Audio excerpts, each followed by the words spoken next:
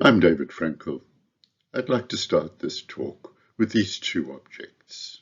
Two pieces of pottery, a large painted jug and a highly decorated, much smaller and finer cup.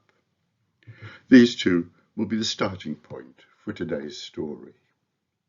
It's also a story involving two people, Professor Jim Stewart, who was Professor of Archaeology at the University of Sydney till 1962, and someone he excavated, a much more ancient person, who he called the Seafarer of Karmi.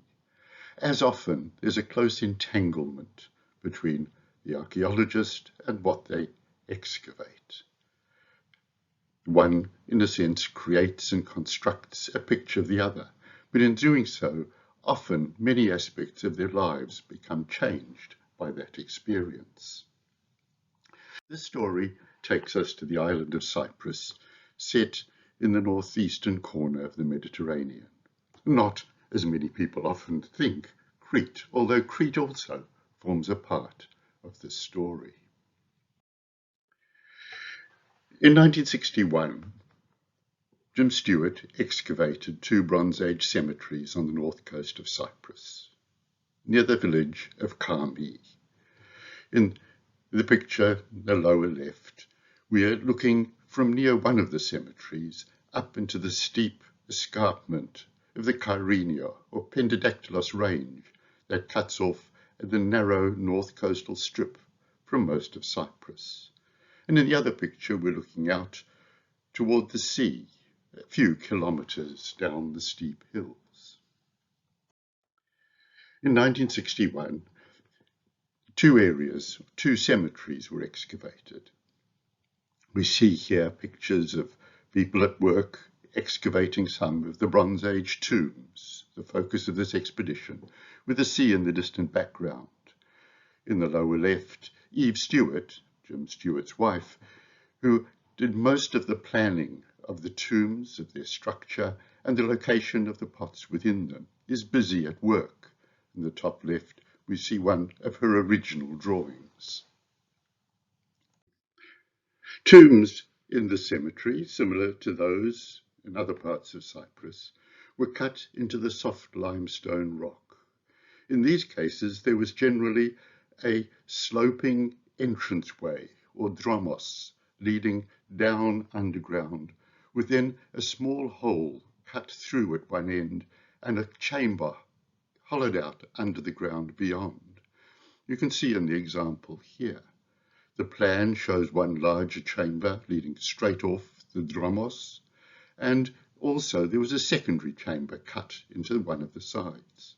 A large blocking stone was used to seal the entrance, and it could be removed so that people could reuse the chamber, burying subsequent generations in the same place as their ancestors.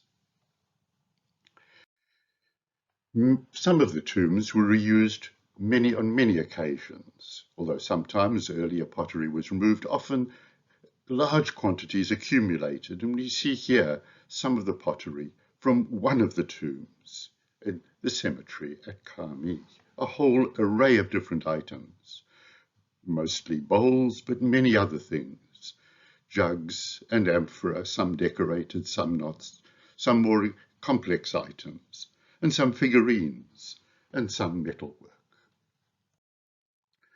Altogether, there were a large number of tombs in the one cemetery at Karmi, cemetery and the area called Palialana. They were dug very close to one another, often undercutting and in some cases intersecting with earlier tombs. Initially, Jim Stewart was very disappointed in what they found at this tomb.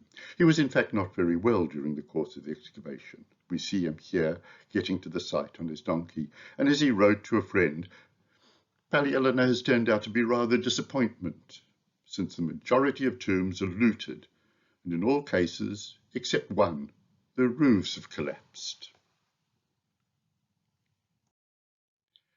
However, they did excavate, as we saw in that earlier picture with drawings of pottery, a very large quantity of material from each of the tombs.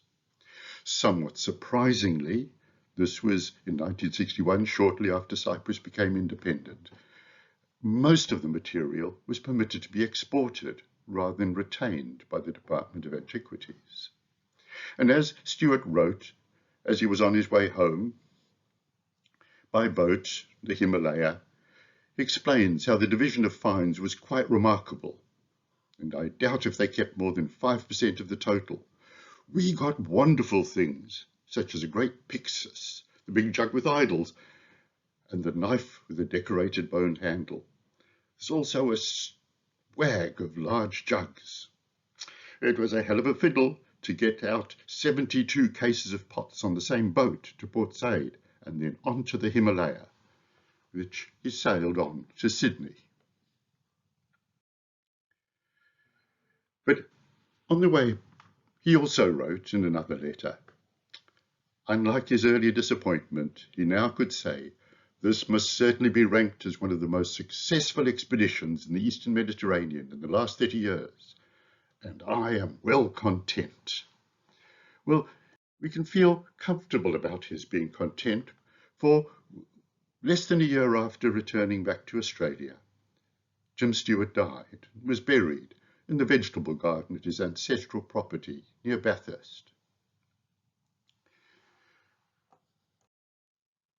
He only had the opportunity to write a small amount or publish a small amount about this, his last excavation.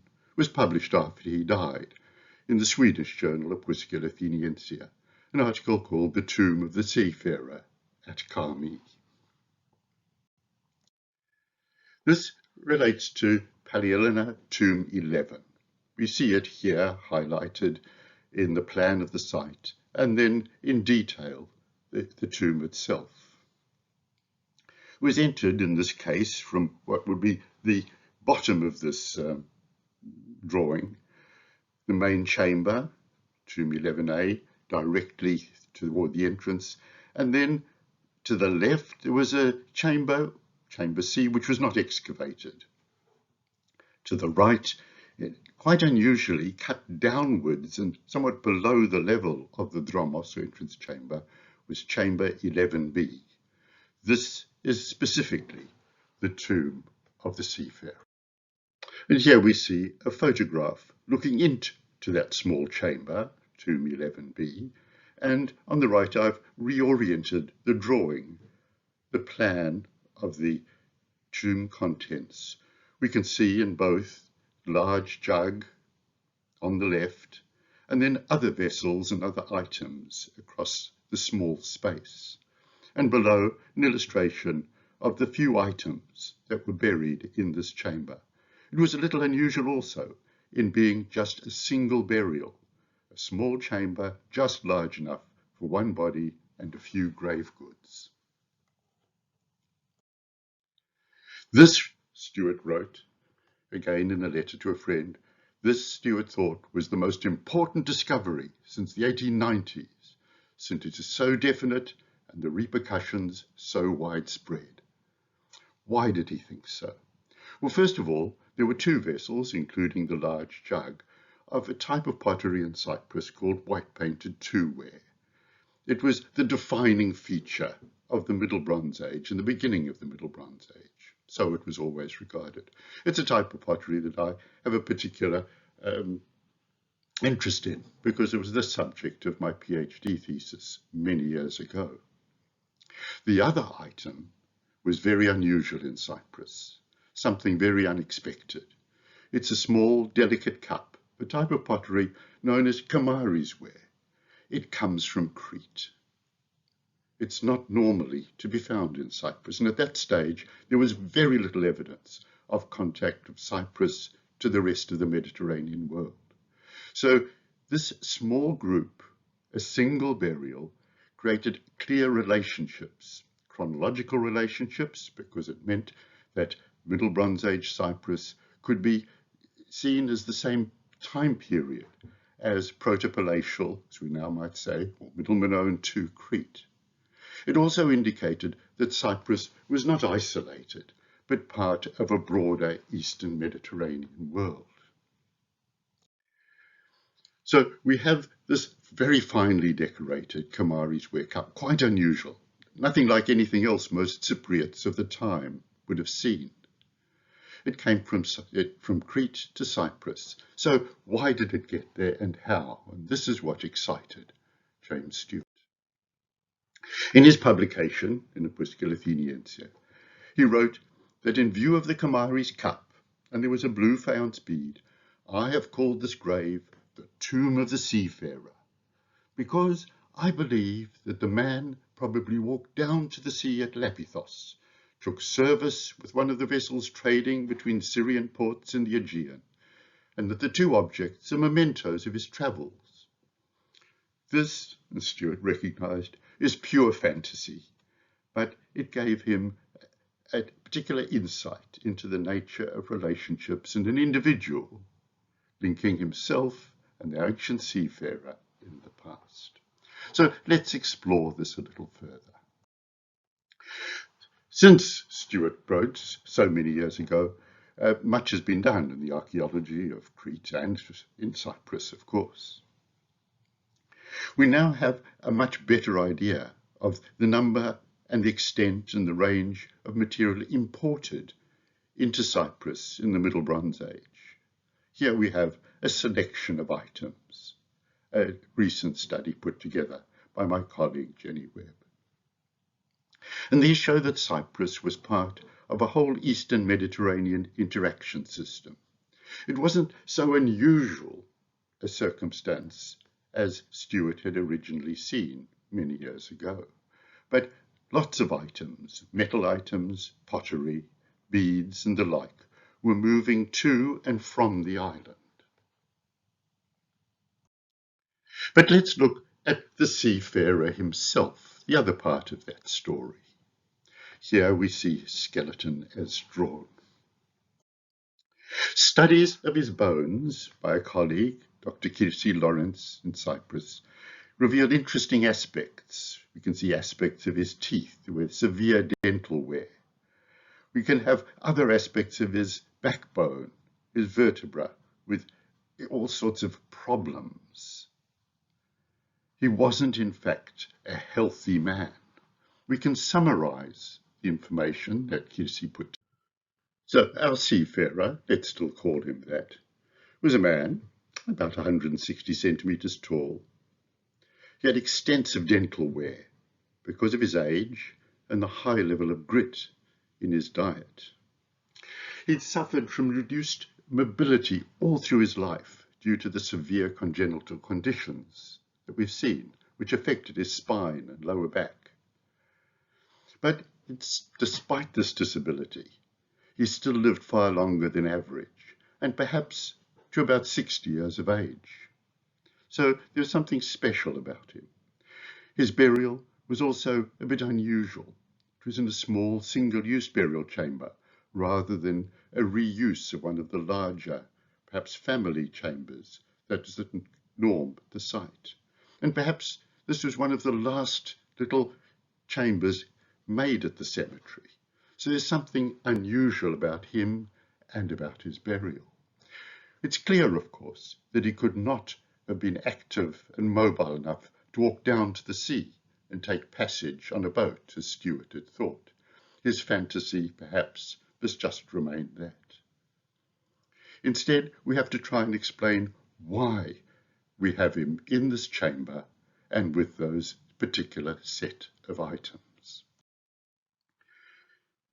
Why did somebody bring to him or place within his tomb these particular items? Now, individual events such as this are very hard to explain in archaeology. We're much better off trying to understand patterns and general processes. So we'll never know what was special about this man, but something was.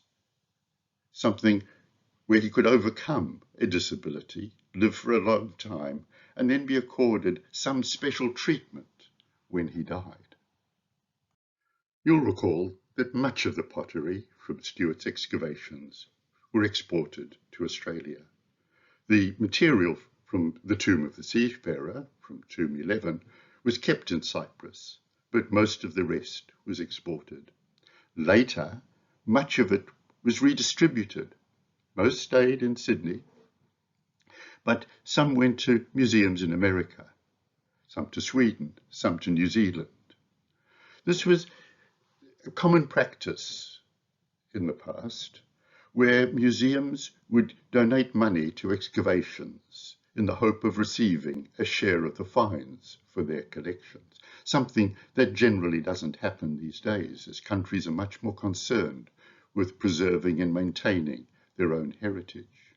Some of the material exported didn't have a very happy fate thereafter.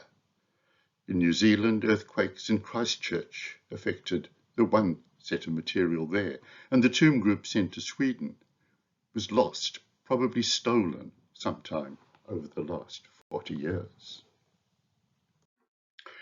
Over the decades following Stuart's death, his widow, Eve Stuart, continued to look after much of the material from Karmi, and also to work on finishing publishing some of Stuart's major research. I used to go occasionally with Professor Basil Hennessy to her home in the Blue Mountains inland from Sydney. This was when I was a student at Sydney, and there we would spend a few hours mending some of the pottery from Karmi that was stored in her home. But no substantial research was done or could be completed on those excavations. Finally, however, it was possible for a group of people together, Catherine Erickson, Jenny Webb, to work on the material Basil Hennessy had begun to put together and to finally publish this site. To there see the tomb of the seafarer and the other material, some of which is of also extreme importance within Cypriot archaeology, to put it in its full context. But those other aspects may be a story for another time. So we will leave then our story of these two vessels, our white painted Middle Cypriot pottery, and its association with the Kamaris ware cup from Crete. And I hope you've enjoyed this little excursion into the way in which two people, 4,000 years apart, have their lives entangled with one another in developing an archaeological story. Thank you.